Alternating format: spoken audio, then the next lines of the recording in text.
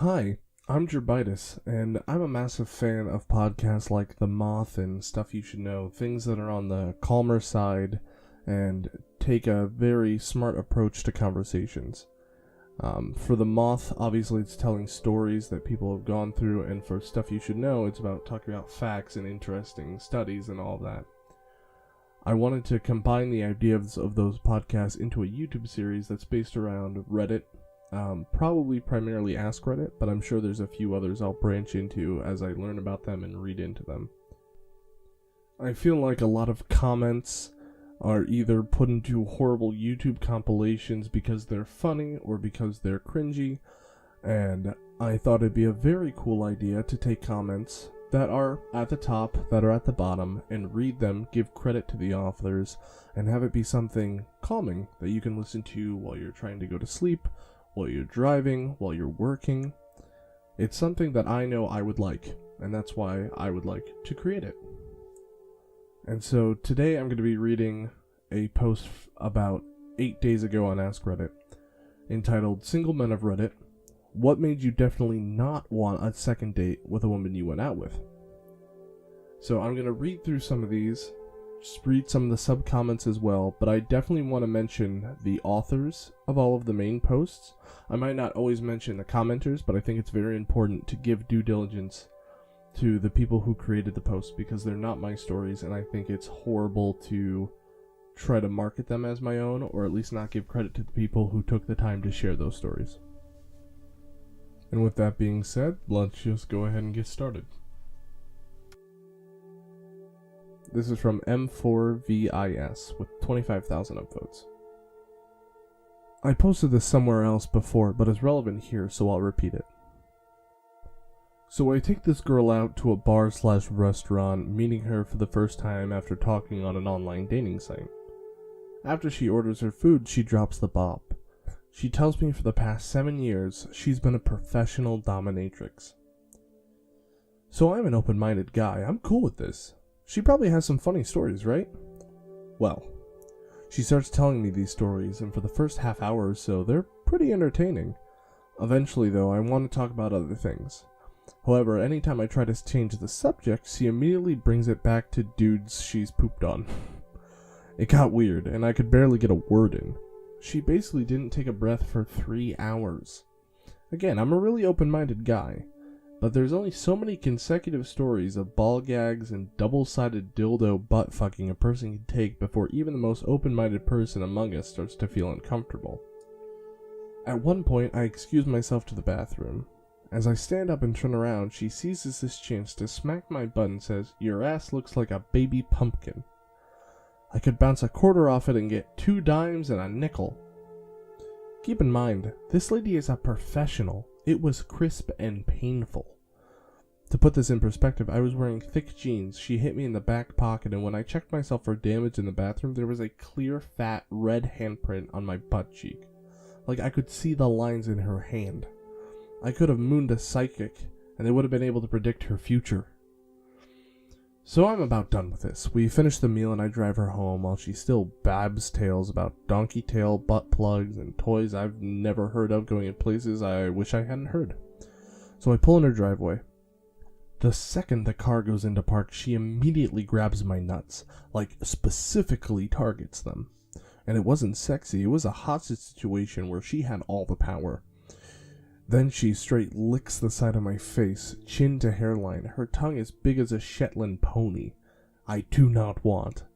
Then she looks me in the eyes and says menacingly, "I'm gonna strap you into my sex dungeon." The fuck you are? I choose life, I think to myself. How do I get out of this? She literally has me by the balls here. So here's what I come up with. I tell her that, hell yeah, let's do it. I have a special toy I keep in my trunk. Is that okay? She says, sure, bring as many toys as you want. So I tell her to meet me at the doorstep while I bust it out because I want it to be a surprise. As she steps out of the car, she gives me a look that she thinks is sexy but is actually terrifying. The second her feet touch the ground, I slam the car in reverse and fly out of her driveway as fast as my car can go.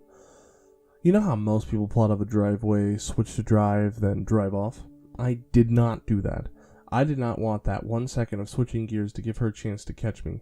I pulled out of the driveway and just kept going down the street in reverse for like 5 blocks. The passenger door was flapping around, still open because I took off before she could shut it. When I'm satisfied she won't catch me, I close the door, put it in drive, and go home. Gotta get back on that horse, right? Wrong. I got home, iced my balls, and deleted my online dating profile. Not today, Satan. Here's another post, 22,000 upvotes, from Beyond Civil. First and only date with a girl I barely knew through some friends. I drove to her house, she got in my car and smelled like she had just taken a massive shit but forgot to wipe. Went to dinner, I barely ate. Made an excuse to end early, dropped her off and drove home with the windows down in the middle of winter. Another one, this is from Meridian1 with 21,000 upvotes. She showed up in a dirty white dress. Her hair looked like it had not been brushed in months. During dinner, she told me that she still lived at home, never wanted to get a job, and that she stole her dad's car while he was asleep to meet me at the restaurant. Then, when she found out that I was divorced, she said, "You didn't work hard enough to save your marriage."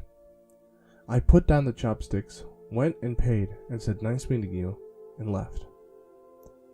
He has an edit here that I'll read. Holy hell, this blew up. Rip my inbox. I don't know if I'll be able to respond to all the messages, but thank you internet strangers for the kind words. In case anyone's curious, I've remarried and I adopted her daughter right after the marriage. They're both pretty awesome people.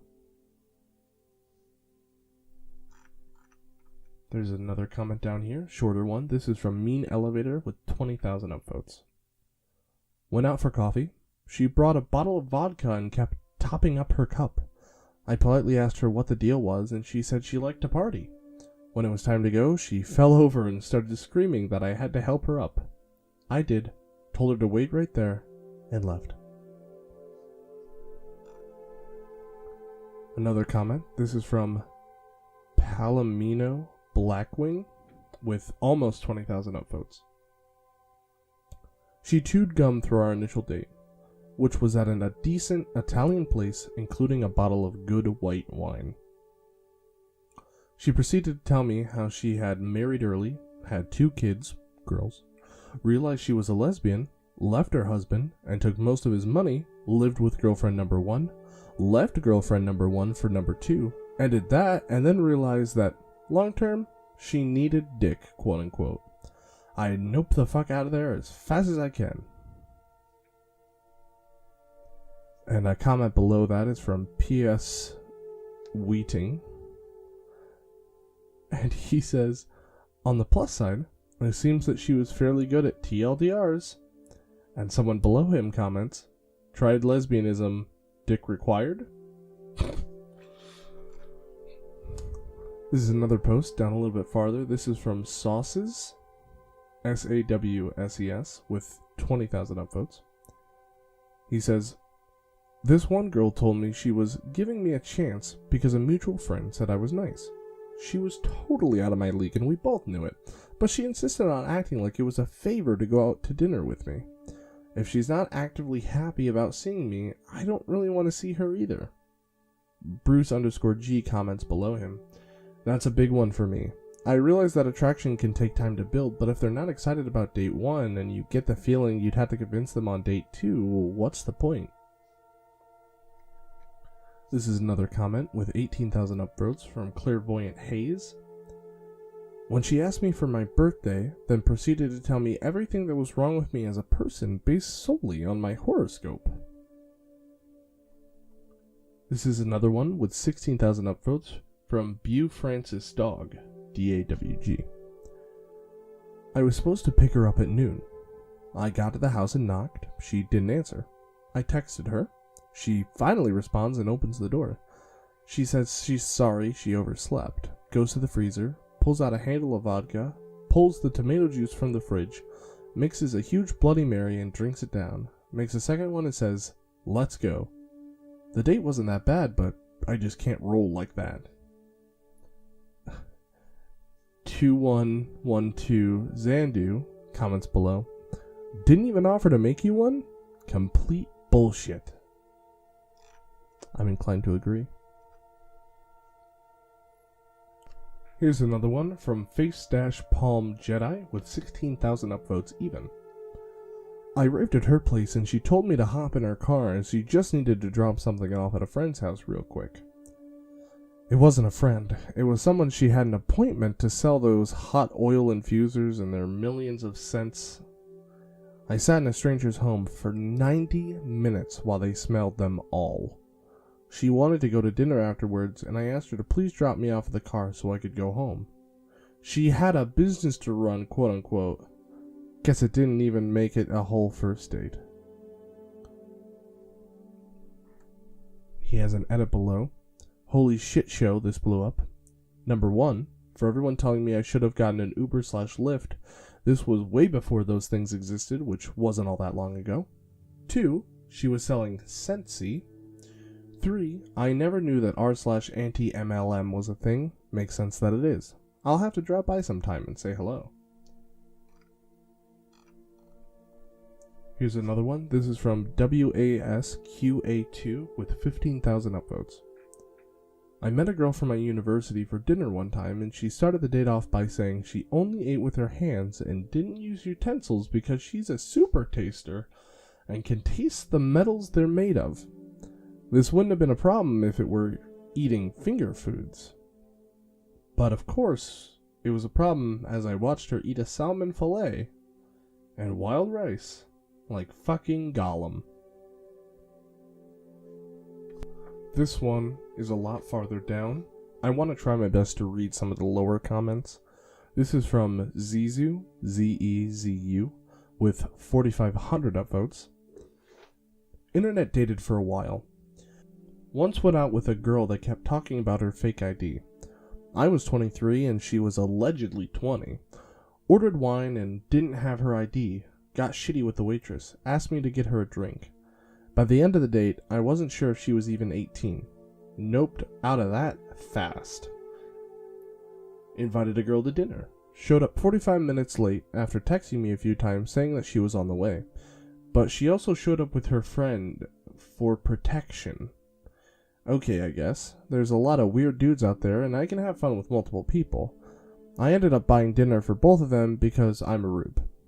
The girl left after dinner because they were going out. Didn't bother inviting me, but texted me constantly looking for more dates. Cut that one off because I didn't really understand how that was supposed to work.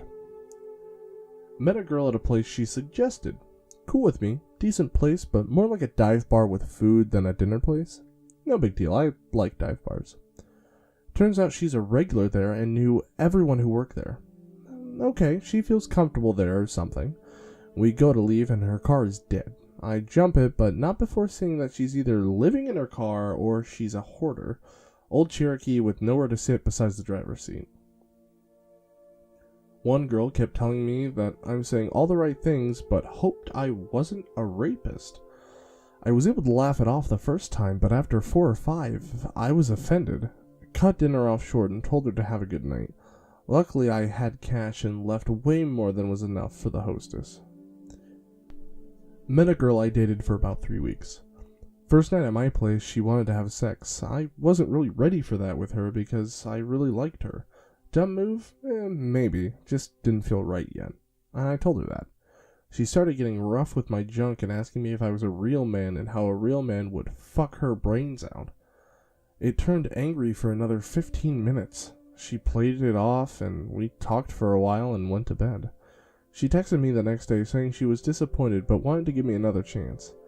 Feel like I dodged a bullet with her. She was really a cool person to talk to with besides the whole peer pressuring me into sex and acting like I was a disappointment because I have feelings.